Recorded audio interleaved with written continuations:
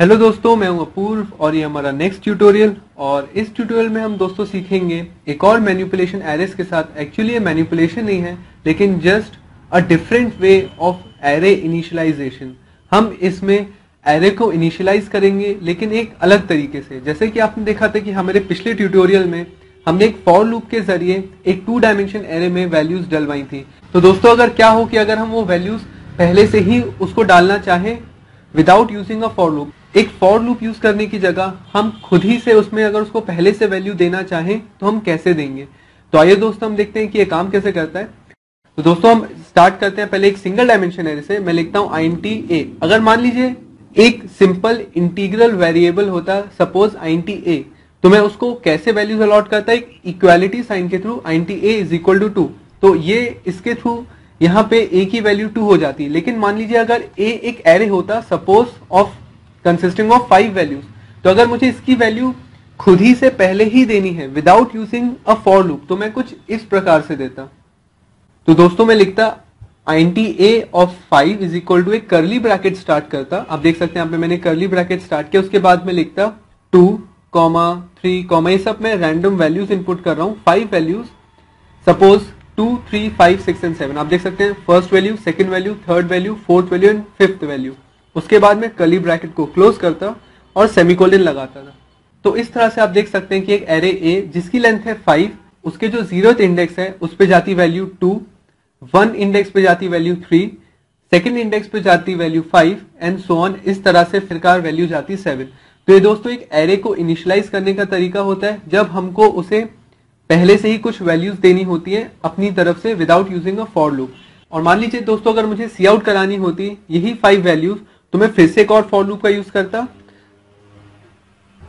int i is equal to 0, i less than 5, i plus plus, जैसा कि मैं हमेशा करता हूं। उसके बाद फिर से एक कर्ली ब्रैकेट ओपन और क्लोज करता और यहाँ पे मैं लिखता सी आउट, थोड़े से स्पेस के बाद a ऑफ i। तो आइए दोस्तों हम इसको एग्जीक्यूट करके देखते हैं।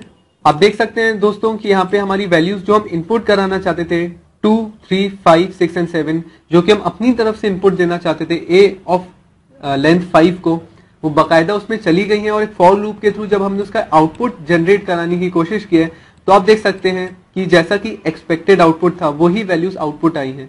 तो दोस्तों इस तरह से हम एक एरे को प्री डिफाइंड वैल्यूज दे सकते हैं। एक कर्ली ब्रैकेट्स के बीच में, एक सेट ऑफ कर्ली ब्रैकेट्स के बीच में वैल्यूज सेपरेटेड बाय कॉमा, उन वैल्यूज को हम कॉमा से सेपरेट करके सीक्वेंशियली वैल्यूज दे सकते हैं। तो दोस्तों ये तो बात हुई कि हमको अगर 5 वैल्यूज एक इंटीग्रल एरे में इनपुट देनी थी। लेकिन क्या हो अगर कि a जो एक हमारा कैरेक्टर वेरिएबल है वो इंटीजर ना होके एक कैरेक्टर टाइप का होता। तो यहाँ पे जो हमारा a होता वो एक कैरेक्टर टाइप का वेरिएबल होता ऑफ लेंथ 5। मतलब वो अपने आप में एक ऐसा वर्ड स्टोर कर सकता कंसिस्टिंग ऑफ 5 अल्फाबेट्स। तो मैं इसको यहाँ से हटा देता हूँ। तो उसमें जो इनपुट देने का तरीका वो थोड़ा सा बदल जाता। मैं यहाँ पे कर्ली ब्रैकेट्स का इस्तेमाल नहीं करता, मैं लिखता इन्वर्टेड कॉमर्स के बीच में, मान लीजिए अपू। तो आप देख सकते हैं कि इसकी लेंथ थी 5 अल्फाबेट वाले एक वर्ड को स्टोर करने की। मैंने 4 कर दिया है तो भी कोई बात नहीं है। तो यहाँ पे अपू जो है ये एक कैरेक्टर वेरिएबल a में जाके स्टोर हो जाएगा। हम इसको एग्जीक्यूट करके देखते हैं और आप देख सकते हैं क्योंकि मैंने यहाँ पे थोड़ा स्पेस दिया था, तो a space p space p space u, ये आउटपुट यहाँ पे जनरेट हो गया है। अगर मैं सिंपली यहाँ पे इसको मिटा के सिर्फ सी आउट a ऑफ i लिख देता, तो जैसा कि हमारा एक्सपेक्टेड वर्ड जो हमने उसको इनपुट दिया था वही आउटपुट में आ जाता।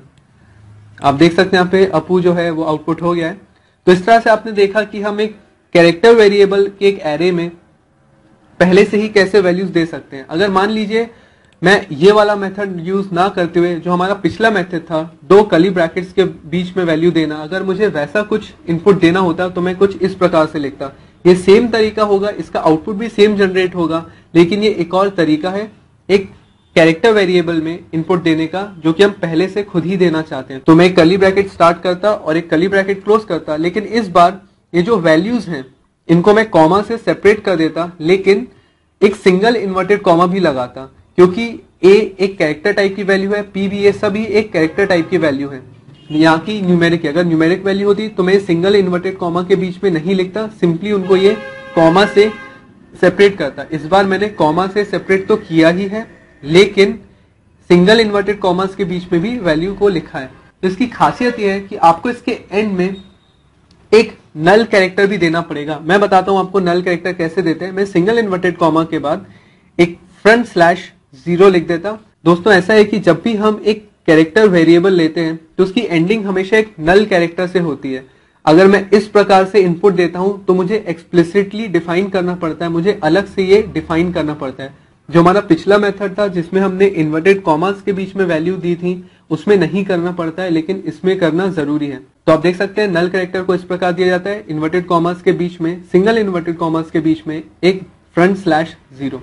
तो दोस्तों हम इसको एग्जीक्यूट करके देखते हैं और आप देख सकते हैं दोस्तों कि पिछली बार की तरह ही सेम आउटपुट आ गया है, लेकिन हमने इनपुट देने का जो मेथड है वो कुछ और यूज किया है। तो ये तो बात हुई, अभी तक हमने दोस्तों देखा कि सिंगल डायमेंशन एरेज में हम वैल्यूज को कैसे इनपुट देंगे। लेकिन अगर मान लीजिए हम मुझे डबल डायमेंशन एरेज में वैल्यू इनपुट देनी है तो कैसे देंगे वो हम देखते हैं। मैं इसको थोड़ा सा चेंज कर देता हूं, मैं लिख देता हूं int a of suppose 5 and 2। तो अब इसमें दोस्तों हम कैसे इनपुट देते हैं, इसमें भी हमने जैसे पहले सिंगल डायमेंशन एरे में इनपुट दिया था हम सेम वैसे ही इसमें भी इनपुट देते हैं। हम दो कर्ली ब्रैकेट्स के बीच में वैल्यूज लिखते हैं सेपरेटेड बाय अ कॉमा, जैसे कि सपोज 1 2 3 4 5 6 7 8 9 एंड मान लीजिए 11, क्योंकि यहाँ पे जो हमारा मैट्रिक्स है इस बार 5 क्रॉस 2 का बनेगा consisting of 10 values, 5 into 2 is 10। तो दोस्तों ये जो फर्स्ट वैल्यू है ये जाएगी एरे की 0,0 इंडेक्स पे, सेकंड वैल्यू है वो जाएगी 0,1 इंडेक्स पे, थर्ड वैल्यू जो है वो जाएगी 1,0 इंडेक्स पे, फोर्थ वैल्यू है वो जाएगी 1,1 इंडेक्स पे। तो आप देख सकते हैं दोस्तों कि यहाँ पे जो हमारा एक्चुअली ये जो 2 डायमेंशनल एरे है इसमें 5 रोज है और 2 कॉलम है। तो जो फर्स्ट 2 वैल्यूज है ये फर्स्ट रो की वैल्यूज है, सेकंड 2 वैल्यूज सेकंड रो की वैल्यू है, अगली 2 वैल्यूज थर्ड रो की है और ये 2 वैल्यूज फोर्थ रो की हैं और ये 2 वैल्यूज फिफ्थ रो की हैं। तो इस तरह से आप दोस्तों देख सकते हैं कि हम एक 2D एरे में वैल्यूज को कैसे इनपुट देते हैं। तो दोस्तों ये तो तरीका हुआ हमने कैसे इनपुट दिया। अब हम इसको अगर आउटपुट कराना चाहेंगे तो जैसा कि आपको पता है एक 2D एरे को आउटपुट कराने में 2 फॉर लूप की जरूरत लगती है। तो यहाँ पे मैं लिखता हूँ एक और फॉर लूप। हाँ तो दोस्तों आप देख सकते हैं कि मैंने यहाँ पे इनपुट तो दे दी है वैल्यूज और उसका आउटपुट मैं इन 2 फॉर लूप का यूज करके दिखाऊंगा। फर्स्ट फॉर लूप जो है वो रो के लिए चलेगा, सेकंड फॉर लूप जो है वो कॉलम के लिए चलेगा। हर बार जब ये लूप एग्जीक्यूट होगा तो ये एक 2D एरे को रिप्रेजेंट करेगा एक अपने आउटपुट डिस्प्ले करके। तो दोस्तों हम इसको एग्जीक्यूट करके देखते हैं। आप देख सकते हैं एक 2D array consisting of 2 columns and 5 रोज, उसका आउटपुट आ गया है बहुत ही अच्छे तरीके से। तो दोस्तों ये तो तरीका हुआ कि एक 2D एरे जो कि अभी फिलहाल इंटीग्रल टाइप का है। मान लीजिए एक 2D एरे बट इस बार वो कैरेक्टर टाइप का हो तो उसमें कैसे हम वैल्यूज को इनपुट देंगे हम वो देखते हैं। अब मैं लिखूंगा कैरेक्टर ए, यहाँ पे मैं कर देता हूँ सपोज 7 और यहाँ पे कर देता हूँ मान लीजिए 10। तो दोस्तों ऐसे में क्या होगा, एक कैरेक्टर वेरिएबल बनेगा, एक कैरेक्टर एरे बनेगा 7x10 का, जिसमें 7 रोज होगी और हर रो अपने आप में एक 10 अल्फाबेट वाले वर्ड को स्टोर कर सकती है। तो 7 वर्ड्स तो हो सकते हैं हमारे 7 डेज। मैं लिखता हूँ यहाँ पे जल्दी से, देख सकते हैं आपने यहाँ पे मैंने जल्दी से लिख दिया है। मैंने यहाँ पे 7 डेज ऑफ अ वीक लिख दिए, Sunday Monday Tuesday Wednesday Thursday Friday and Saturday. इस बार आप देख सकते हैं कि जो एंडिंग है मैं आपको दिखाता हूँ। इस बार आप देख सकते हैं दोस्तों की जो एंडिंग है मैंने यहाँ पे नल कैरेक्टर का यूज नहीं किया है क्योंकि ये 2D एरे में मैं वैल्यू इनपुट कर रहा हूँ। और आप देख सकते हैं कि मैंने यहाँ पे जो वैल्यूज हैं वो इन्वर्टेड कॉमा के अंदर डाली है सेपरेटेड बाय अ कॉमा। तो इस तरह आप देख सकते हैं कि एक कैरेक्टर में एक कैरेक्टर एरे में 2D कैरेक्टर एरे में वैल्यूज कैसे डालते हैं। और आप देख सकते हैं कि उसका मैंने आउटपुट कराने के लिए इस बार जो लूप है, पहला लूप जो कि रो के लिए रहता है, इस बार हमारी रो है 7, तो मैंने 0 से 7 तक का लिया है। और दूसरा जो डायमेंशन है वो कॉलम को रिप्रेजेंट करता है, उसी प्रकार में जो दूसरा फॉर लूप है वो 0 से 10 तक का है। और फिर उसके आप देख सकते हैं मैंने C out A of I and J को यहाँ पे मैंने आउटपुट कराया है। तो दोस्तों हम इसको एग्जीक्यूट करके देखते हैं और आप देख सकते हैं दोस्तों कि Sunday Monday Tuesday Wednesday Thursday Friday Saturday ये 7 days of a week print हो गए हैं। आप देख सकते हैं कि इस तरह से हम एक 2D कैरेक्टर एरे में वैल्यूज प्री डिफाइंड वैल्यूज कैसे दे सकते हैं अपनी तरफ से without using a for loop. तो दोस्तों अभी तक हमने जितने भी केसेस देखे वो केस ऐसे थे जिसमें किसी भी मैट्रिक्स का या किसी भी 1D एरे हो या 2D एरे हो, उसके डायमेंशंस हमको पता होते थे और हम हमेशा जितने डायमेंशंस हमने लिए हैं उतनी वैल्यूज हमेशा हम एग्जीक्यूट करते थे। उसके आगे का दोस्त हम अपने नेक्स्ट ट्यूटोरियल में देखेंगे, तो जुड़े रहिए आप मेरे ट्यूटोरियल से और इसके आगे का ट्यूटोरियल आप जरूर देखें। Thanks a lot.